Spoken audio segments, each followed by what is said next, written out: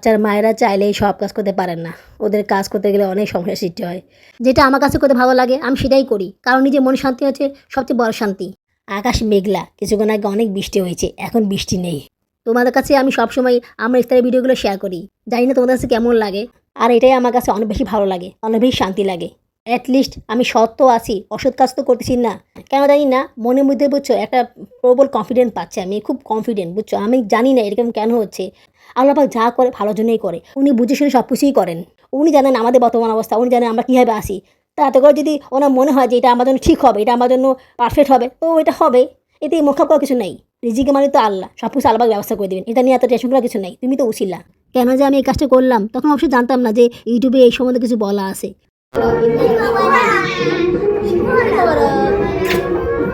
আমি তো শুনি অবাক, এই তো মেঘনা চাইতেই বৃষ্টি। হাজবেন্ডকে ঈদের জামাতে সারপ্রাইজ দিলাম। বলে না ভালো জিনিসের কদর নেই, ওনার ঠিক একই অবস্থা।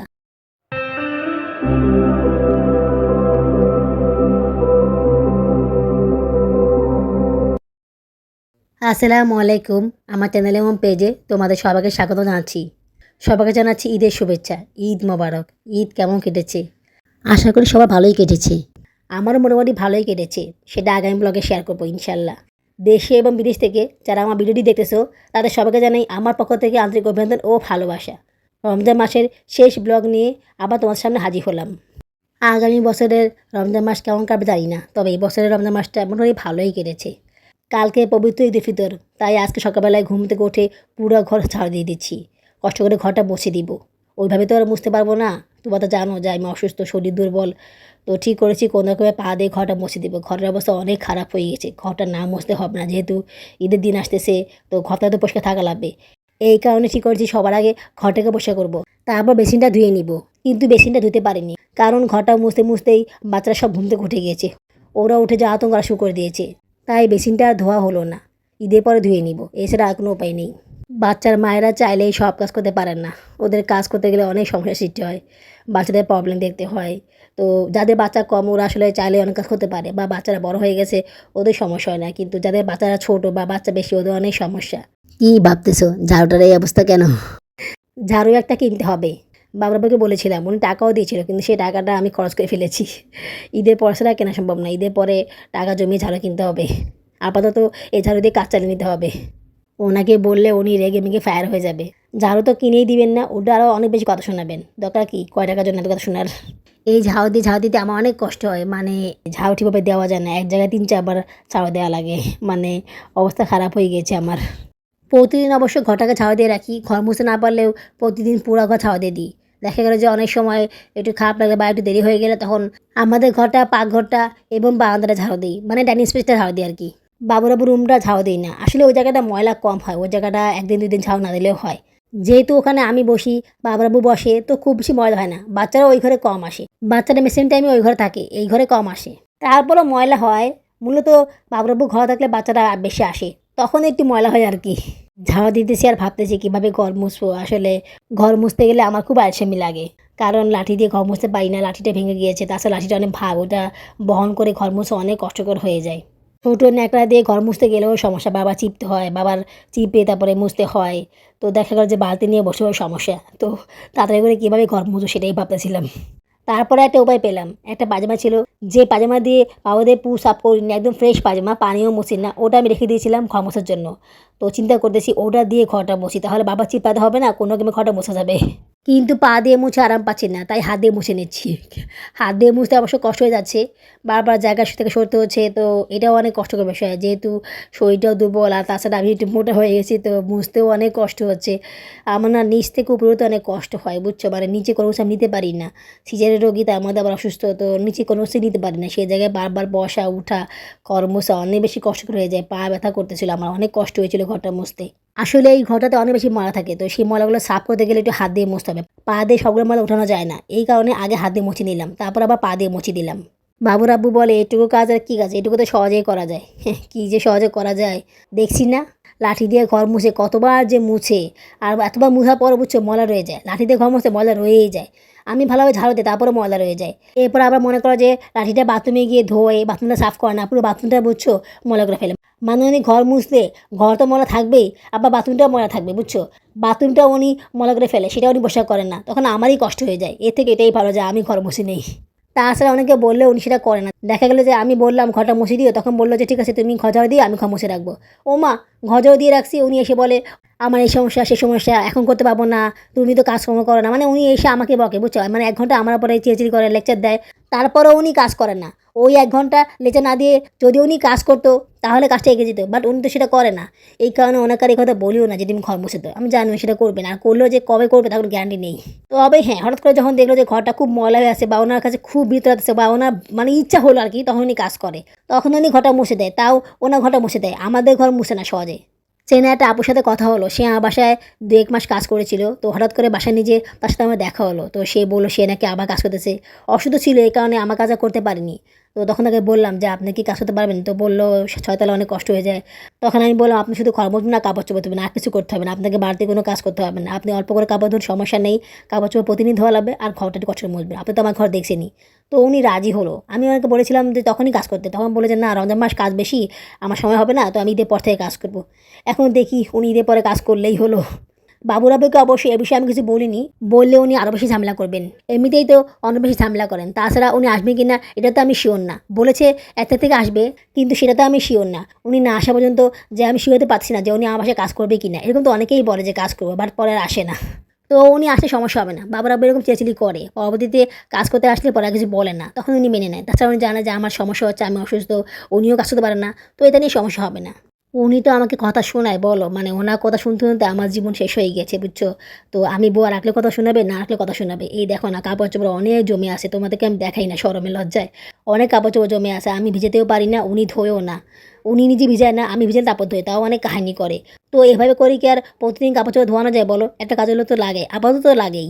ওয়াশিং মেশিন এখন তো কেনা সম্ভবই না, আগের বছর সম্ভব কিনা জানি না। যদি আল্লাহ বা সুস্থ লাগে ভালো লাগে তাহলে আগের মাসে ওয়াশিং মেশিন কেনার জন্য টাকা জমাবো। কি আপুরা, লাইক করেছো নাকি চুপটি করে বসে আসছে এখনও লাইক করনি? কি যে হলো আপুরা, ভিডিও আপলোড না করলে ভিউজ কমে যায়, চ্যানেলের ইমপ্রেশন কমে যায়, মানে কি যে একটা অবস্থা হয়ে গেছে জানো না। এখন আমার চ্যানেলে মানে ডাউন আছে ভিউজ, তারপর মনে করো হালকা সবুজ কালি চলে এসেছে ওয়াচ টাইমে, মানে অবস্থা খারাপ হয়ে গিয়েছে। মানে ভিডিও করলে ভিডিওটা বড় হয়ে যায়, কথা বলে কথা শেষ হয় না, অনেক কথা বলতে ইচ্ছা করে, আবার ছোট ভিডিও করা যায় না, মনে হয় কি অনেক কিছু বলি না বা কিছু বাকি রয়ে গেল। ছোট ভিডিও বড় ভিডিও কোনো ব্যাপার না, আধা ঘন্টা কম আর বেশি, আসলে ভিডিও করলেই হয়, ভয়েস দিলেই হয়। তো ভিডিও যাও করা হয়, কিন্তু ভিডিও এডিট করতে গেলে সময় লেগে যায়, আর ভয়েস দিতে গেলেও সময় লেগে যায়।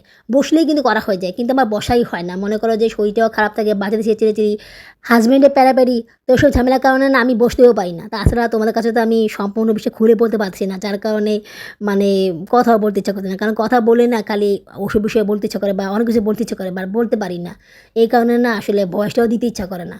যাক, তোমাদেরকে আর কষ্ট দিব না, আর কয়েকটা দিন কষ্ট করো, তারপর তোমাদের কাছে সব কিছু শেয়ার করবো, সব কিছু খুলে বলবো ইনশাল্লাহ।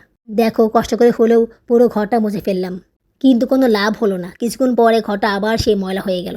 বাবুরা বসে বলতেছে তুমি কি ঘর মুছছো, ঘর তো অনেক ময়লা, তুমি ঘর মুছোই নি। মানে আমি যে ঘর মুছেছি এটা উনি বিশ্বাসই করতেছে না। তারপর আমি বললাম তুমি তোমার ঘর দেখো, যদি তুমি তোমার ঘর থেকে কোনো ময়লা বের করে আনতে পারো তাহলে আমাকে বলো। পরে আর কিছু বলে নাই। আসলে ওই ঘরটা অনেক পরিষ্কার ছিল, ওই ঘরে তো বাচ্চারা যায় না, শুধুমাত্র আমি বসি, মাঝে মধ্যে বাচ্চারা আসে, তো ওই ঘরটা ময়লা হয়নি। আপুরা লাইক করে দিও, কিন্তু লাইক করতে ভুলে যেও না। আর অবশ্যই অবশ্যই কমেন্টস করবে, তোমাদের কমেন্টস পেলে আমি কাজ করার জন্য অনেক বেশি উৎসাহিত হই। এমনিতে আমার চ্যানেলের ভিউজ কমে গিয়েছে, র্যাঙ্কিং কমে গিয়েছে, কাজ করতে আর ইচ্ছা করে না, একমাত্র তোমাদের ভালোবাসার কারণেই আমি কাজ করে যাচ্ছি। তোমরা যদি সেই ভালোবাসাটা সম্পূর্ণভাবে না দেখো তাহলে আমি কাজ করবো কীভাবে বলো? কিছু কিছু আপুরা আছে যারা আমাকে অনেক ভালোবাসে, অনেক বেশি পছন্দ করো, তারা সবসময় আমাকে কমেন্টস করো। আর কিছু কিছু আপুরা আছো যারা ভিডিও দেখো বাট কমেন্টস করো না। হ্যাঁ জানি ব্যস্ত থাকো, কমেন্টস করতে পারো না, তারপরও ছোটোখাটো একটা কমেন্টস তো করাই যায় আপুরা। আমি তো কখনোই বলিনি যে আমাকে বড় কমেন্টস করো বা অনেক কিছু লেখো, সেটা তো কখনোই বলিনি। হ্যাঁ, তোমাদের যখন ইচ্ছা হবে তখন বড় কমেন্টস করবা, আর যখন ইচ্ছা হবে না তখন ছোটো কমেন্টস করবা। এখন ছোটো কমেন্টস মানে এটা না, গুড নাইস এগুলো না, আপু কেমন আসো, এই যে অনেকে বলে সালাম দেয়, বলে কেমন আছি, তারপরে অনেকে বলে ভিডিওটি ভালো লেগেছে বা তোমার ভিডিও পেলাম ভালো লাগলো, এইসব কমেন্টস আর কি। মানে একটু উৎসাহমূলক কমেন্টস করবে, তাহলে কাজ করার জন্য আরও বেশি আগ্রহ পাবো। ঘরটা মুছার পরে বাইরে কাপড় সব মেলে দিলাম, কাকাতে বাবুরাবু সব কাপড় চোপড় ধুয়ে দিয়েছে, তো সেগুলো আজকে সকালে মেলে দিলাম। বাচ্চাদের কাপড় চোপড়গুলো জায়ান সারা মেলে দিয়েছে, আর বড় কাপড়গুলো আমি এখন মেলে দিলাম। আকাশ মেঘলা, কিছুক্ষণ আগে অনেক বৃষ্টি হয়েছে, এখন বৃষ্টি নেই, তাই আকাশের অবস্থা এরকম হয়ে আছে। আকাশ মেঘলা হলে দেখতে ভালোই লাগে। আমার ইচ্ছে ছিল যে বারান্দার ছোট একটা গোল টেবিল দেবো, একটা চেয়ার দেবো, কিন্তু পরে সেটা ক্যান্সেল করে দিলাম, কারণ বাচ্চারা যে দুষ্টামি করে, বিশেষ করে সাউদা ও যা করে, বেলকনিতে একটা চেয়ার ছিল, সেই চেয়ারটা সে ভেঙে ফেলেছে। সেই চেয়ারটা নিয়ে বারবার হুড়োহুড়ি মোড়ামুড়ি, মানে ওদের জ্বালায় কিচ্ছু রাখা যায় না। তাই চিন্তা করলাম থাক ওটা আনবো না, আনলে লাভ নেই, বাচ্চারা সব ভেঙে ফেলবে। কারণ আমি তো সবসময় থাকবো না বারান্দায়, তো ওরা কখন কী করবে সে কথা আমি দেখবো না। বাচ্চারা একটু বড় না হওয়া পর্যন্ত কোনো কিছু করা সম্ভব নয়। ওরা তো এখন বুঝে না, ওদেরকে সতর্ক না করলেও ওরা সেটা শুনবে না। বাবুরাবু কালকে রাতে কিছু ঈদের বাজার নিয়ে এসেছেন। এই প্রথম উনি ঈদের 2 দিন আগে বাজার নিয়ে এসেছেন। আগে তো ঈদের আগের দিন নিয়ে আসতেন, তো সময় পাবেন না, এই কারণে উনি আগে থেকেই কিছু বাজার নিয়ে এসেছেন। দেখো উনি কী কিনেছেন, শুকনো সেমাই, লাচা সেমাই, চিনি, ডিম, লুডুস, তারপর কিছু কিশমিশ আর মেহেদি নিয়ে এসেছেন। বাদাম কালকে আনেননি, আজকে রাতে মনে হয় নিয়ে আসবেন।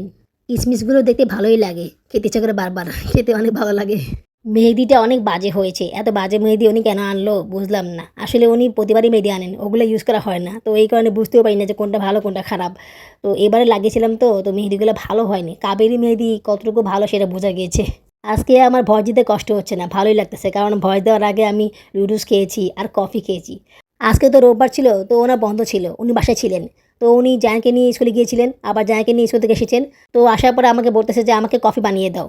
তো উনি আবার 2 প্যাকেট কফি নিয়ে এসেছিল, তো আমি আবার সেই কফিটা বানিয়ে দিলাম। তো কফি আমার খেতে ভালো লাগে, তবে সেটা দুধ মিক্সড করে মাখন দিয়ে, মানে ডায়েট করার জন্য আর কি যে কফিটা খাই সেই কফিটা।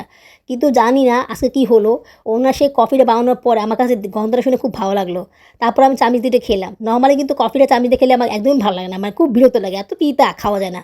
কিন্তু আজকে আমার এত ভালো লাগলো খেয়ে, জানো না আমার যে কী ভালো লেগেছে কফিটা খেয়ে। মানে আমার কফিটা খাওয়ার জন্য আমি খুব পাগল হয়ে গেছিলাম, ক্রেভিংস বেড়ে গেছিলো কফিটা খাওয়ার জন্য। তারপর চিন্তা করলাম ফ্রিজে তো কফি আছে, কফি তো ফ্রিজে রেখে দিয়েছি সেই কবে, মানে জুন না হওয়ার আগে কফি কিনে রেখে দিয়েছি। সেই কফি আর খাওয়া হয় না, কফি মেটেও আছে। বাবুরাবু যাওয়ার পর আমি কফিটা খাবো, এখন তো খাওয়া যাবে না, এখন যদি দেখে তাহলে কফিটা নিয়ে যাবে আমার কাছ থেকে। তো বাবুরাবু যাওয়ার পরে কফিটা খেলাম, জানো না কফিটা খেতে এত ভালো লাগলো, মাখন ছাড়া, চা শুধু 1 চামচ কফি দিয়েছি, আর মনে করো যে 2 চামচ কফি মেট দিয়েছি। খেতে এত ভালো হয়েছে যে মনে হচ্ছে আমি অমৃত খাচ্ছি, মানে আমি কি বলবো, আমার এত ভালো লাগছে জানো না, পুরো আমার আত্মা শান্তি হয়ে গেছে, মনে হচ্ছে আরও খাই আরও খাই, এত ভালো লাগছে আমাকে, জানো না চা খেতে আমার একদম ভালো লাগে না। এখন আবার আমার চা খেতে ইচ্ছা করে না, আমি আবার চা একটুও খেতে পারি না, চা কথা শুনলেই মেজাজটা গরম হয়ে যায়। তারপরে একদিন জোর করে চা বানিয়েছিলাম, কিন্তু খেতে একদমই ভালো লাগেনি, মানে খাওয়ার পরে মানে বমি বমি ভাব, অবস্থা খারাপ হয়ে গিয়েছিল আমার। তোমরা তো জানোই যে আমার কাছে 1,000 টাকা ছিল, ওই 1,000 টাকা আমি মুভি দেখার জন্য রেখেছিলাম, কিন্তু সে টাকাটা আমি আজকে খরচ করে ফেললাম। বাবুরাবুর জন্য পাঞ্জাবি কিনলাম, কী করবো বলো, উনি সবার জন্য কিনেছে, আমার জন্য কিনেছে, বাট ওনার জন্য কিছুই কিনেনি। ঈদের দিন উনি কিছু পরবেন না, আমরা সবাই পরবো, এটা কি ভালো লাগে বলো? তোমরা তো জানোই যে এইটা দিতে আমার খুব খারাপ লাগে, খুব কষ্ট লাগে।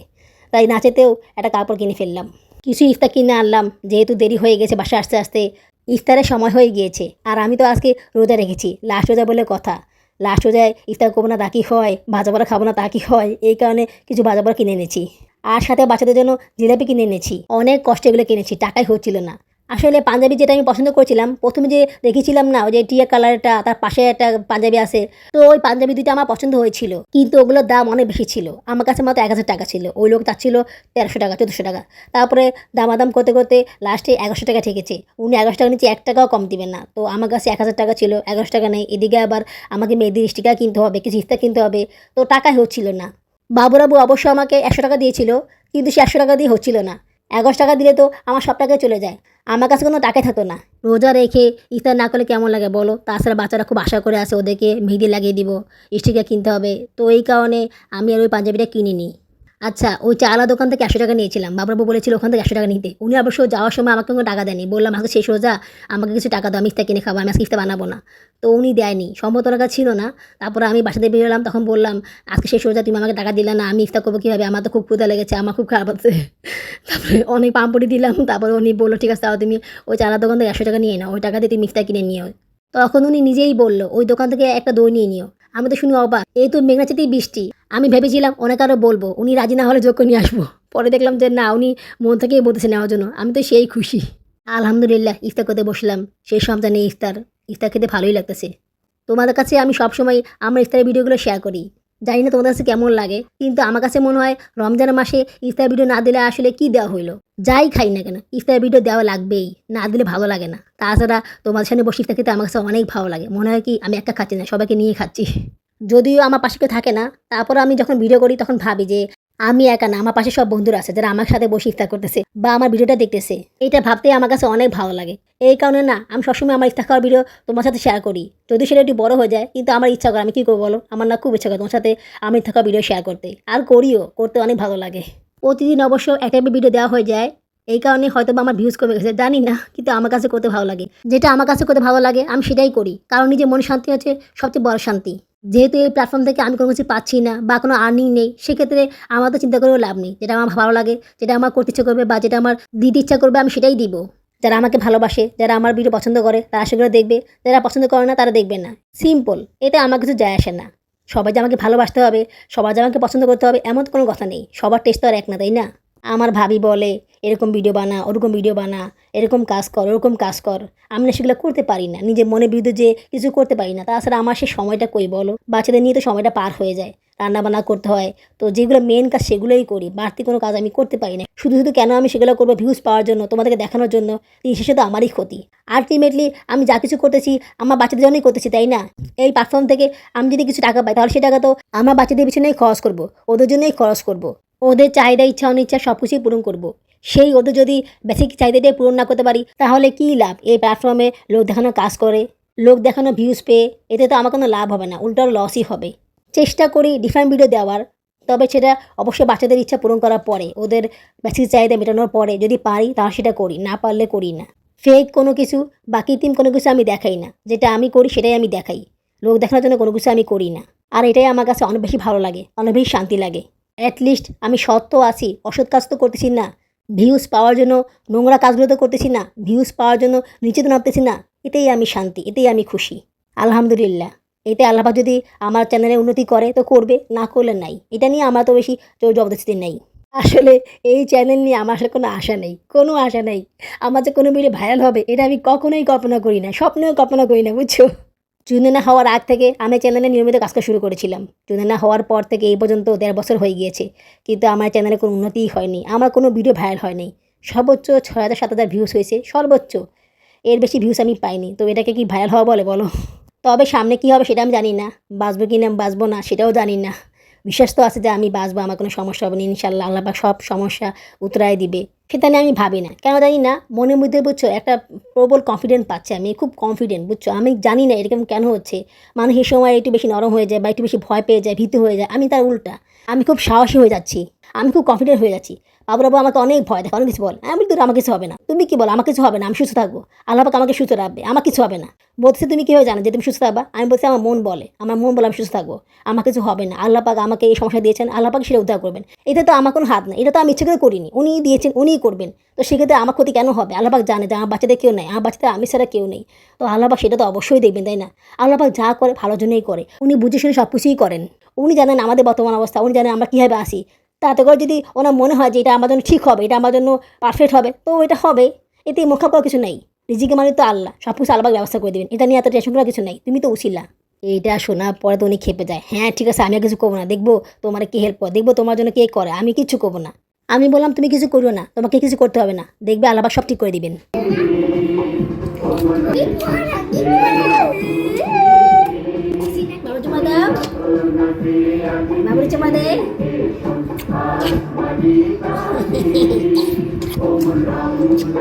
বলো ঈদ মোবারক, আমাকে বলো ঈদ মোবারক, ঈদ মোবারক,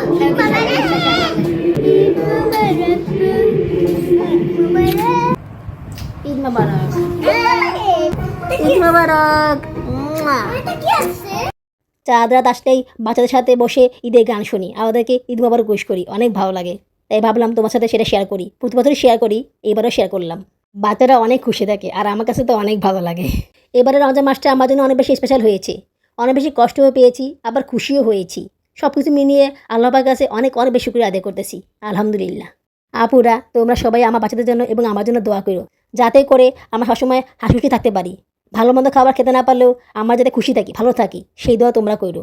ওহো, সেই পাঞ্জাবি কথা তো বলাই হলো না। তারপরে যে পাঞ্জাবিটা পছন্দ করেছিলাম, খয়রি কালার পাঞ্জাবিটা, ওই পাঞ্জাবির সাথে আবার জায়না পাঞ্জাবি মিল আছে, তো ভাবলাম এটাই কিনি। এটার দাম একটু কম ছিল, তারপরও লোকটা মনে করে যে ১১০০ টাকা বলেছিল।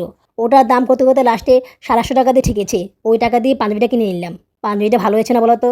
আমাকে অবশ্যই জানাবে কমেন্টস করে।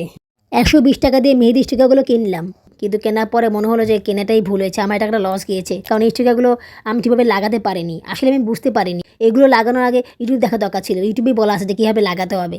আমি তো এগুলো লাগিয়েছি কিন্তু লাগানোর সঙ্গে উঠিয়ে ফেলেছি, যার কারণে মেয়েদের ভালোভাবে বসেনি। আসলে এগুলো লাগানোর পরে এটা শুকিয়ে নিতে হবে, শুকানোর পর আবার ধুয়ে নিতে হবে, এরপরে স্টিকারটা খুলতে হবে, সেটা আমি করিনি। তাছাড়া এই স্টিকারটা একটু কম দাম স্টিকার তো ভালো না, যার কারণে এটা আমি ভালোভাবে লাগাতেও পারিনি। বাচ্চারা তো খুব এক্সাইটেড ছিল, ওরা লাগাবে, আমিও খুব খুশি ছিলাম যে আমিও লাগাবো, এই কারণে বেশি করে কিনেছিলাম।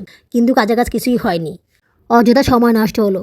তারপরে আমি যা পারি সেরকম ডিজাইন করে লাগিয়ে দিয়েছিলাম। এই মেহেদিটা ভালো না বুঝছো, মানে যেভাবে চাই সেভাবে হচ্ছিল না, চিকন হচ্ছিল না, মোটা হচ্ছিল, আবার বেশি বেড়ে যাচ্ছিলো, মানে ঠিকভাবে করতে পারছিলাম না। তারপর লাস্টে কোনো উপায় না পেয়ে আমি যেভাবে পারি সেভাবে লাগিয়ে দিয়েছিলাম। বাচ্চারা এতে অনেক খুশি হয়ে গিয়েছিলো, সারাকে লাগাতে পারিনি, ওকে কালকে লাগাবো। একসময় মনে হয়েছিল যে এই স্টিকার দিয়ে সময় নষ্ট না করে আমি যদি নর্মালি হাতে লাগাতাম তাহলে অনেক সুন্দরভাবে লাগাতে পারতাম, অনেক সময় সেভ হতো। কেন যে আমি এই কাজটা করলাম তখন অবশ্যই জানতাম না যে ইউটিউবে এই সম্বন্ধে কিছু বলা আছে। আমি ঠিক করেছিলাম যে এসকল স্টিকার ওটাকে ফিরিয়ে দিব, এগুলো বদলে অন্য কিছু নিয়ে আসবো বা টাকা নিয়ে আসবো। পরে যখন ইউটিউবে দেখলাম যে এভাবে করে লাগাতে হবে তখন ঠিক করলাম ঠিক আছে, আমি তো লাগাইনি, তো আমি পরে এভাবে লাগিয়ে দেখবো। এখন পর্যন্ত লাগানো হয়নি, সময়ই পাচ্ছি না লাগানোর। এদিকে বাচ্চাদের মেয়েদের শুকিয়ে গিয়েছে, ওরা বলছে তুমি লাগালে আমরাও লাগাবো। তখন আমি বললাম আগে আমি লাগিয়ে দেখি যে কী অবস্থা, লাগানো যায় কি না, লাগালে কেমন হয় দেখে তারপর তোমাদেরকে লাগিয়ে দিব। গত বছরে যে মেহেদিটা আছে সেটা দেখবো হয় কি না, না হলে এটা কিনে নিব, কিনে লাগিয়ে নিব। টাকাই তো নাই, টাকা তো পাই না, টাকা ছাড়া কীভাবে কিনবো। বাবুরা বুঝুন পাঞ্জাবিটা না কিনলেও পারতাম। পরে ভাবলাম মুভি তো আর আমি এখন দেখবো না, ঈদের পরে দেখবো। কিন্তু ঈদের জামা তো উনি এখনই পরবে, ঈদের পরে তো আর পরবে না, ঈদের পরে তো আর সেটা পরার কোনো দামও থাকবে না। ঈদের দিন পরে যে আনন্দটা পাবে সেটা তো আর ঈদের পরে পাবে না। এই কারণে পাঞ্জাবিটা কিনলাম, যদিও আমি জানি এটার জন্য আমাকে অনেক কথা শুনতে হবে, অনেক কিছু শুনতে হবে, শুনিয়েছিও। এটার জন্য আমাকে অনেক কিছু শুনতে হয়েছে যে আমি 2,000 টাকা খরচ করে ফেলেছি, এগুলো কিনেছি। আমি বলেছিলাম যে ভাবি কিনে দিয়েছে, উনি আমার কথা বিশ্বাসই করতেছেন না, বলছেন না আমি কিনেছি। মানে উনি পেয়েও খুশি না, বা খুশি সেটা আমার কাছে প্রকাশ করতেছেন না। অথচ এই কাপড়টা যদি আমি না দিয়ে ওনাকে দিত তাহলে উনি কত খুশি হতো, কত বেশি খুশি হতো। ওনার বন্ধুরা যদি ওনাকে ইউজ করা কাপড় দেয় তাও উনি খুশি, আর আমি ওনার স্ত্রী হয়ে একটা কাপড় দিয়েছি এতে উনি খুশি না, আর সেটাতে উনি অনেক দুঃখী। ওই যে ওনার টাকা দিয়ে কিনেছি, এটা ওনার গায়ে লেগেছে। আরে বাবা আমি কিনেছি এটাই বড় কথা, ওনার টাকা হোক যে টাকা হোক ওই টাকা দিয়ে আমি কিনেছি। এত কথা বলার কি দরকার আছে, পড়া দরকার পড়বা। এই যারা তোমার জামা, এই যে ভাবি দিছে তোমার জামা, জানের মতন জামা। হাজব্যান্ডকে ঈদের জামা দিয়ে সারপ্রাইজ দিলাম, উনি জানেন না যে জামাটা ভাবি দিয়েছে। অবশ্য ওনাকে আমি ফোনে বলেছিলাম যে ভাবি তোমার জন্য জামা কিনবে, তুমি পছন্দ করে কোনটা নিবা, কিন্তু উনি কোনো পাত্তাই দেয়নি সেগুলোর। তারপর আমি পছন্দ করে এটা কিনে নিলাম। ঠিক আছে, তোমার সুন্দর লাগে, খারাপ দেখতে। যাক পাঞ্জাবিটা পরেছে এতেই আমি অনেক খুশি, রাগ করলে আর কি করার আছে। ওনার জন্য কিছু কিনবো, উনি সেটা পছন্দ করবে, সেই সৌভাগ্য কি আমার আছে? উনি আমাকে যত কিছু বলুক না কেন সেগুলো আমি সহ্য করে নিব। তারপরেও আমি ওনাকে ঈদের দিনে ফকিনীর মতো থাকতে দেখতে পারবো না। এর থেকে উনি আমাকে কিছু কথা বলুক সেটাই আমার জন্য সেও। বলে না ভালো জিনিসের কদর নেই, ওনার ঠিক একই অবস্থা। যখন উনি সেটা পাবেন না তখন বুঝবে সেই জিনিসটার মূল্য কত বেশি ছিল। আজ এইটুকুই, আগামী ব্লগে দেখা হবে। আল্লাহ হাফেজ।